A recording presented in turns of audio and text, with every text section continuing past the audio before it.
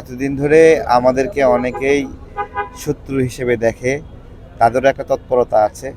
সবাই নিবন্ধনের জন্য লড়াই করে, কিন্তু কারোর নিবন্ধনের বিরুদ্ধে লড়াই করে, এটা আমরা দেখলাম, তাই না? যে আমাদের নিবন্ধনটা হইলে অনেকের সমস্যা হবে, টেনশন করতেছে না অনেকে, অনেকেরই পেরেশানির কারণ ছিলাম আমরা, এখনো করতেছে।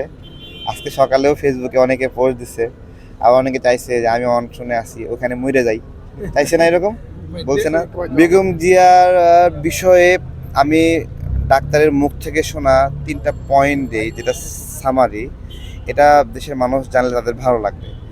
ডক্টর বলেছিলেন গত 2 দিনের যে বক্তব্যের সামারি, উনি ভর্তি যে অবস্থায় হয়েছিলেন তার চেয়ে ভালো অবস্থায় আছেন, 1 নাম্বার বিষয়।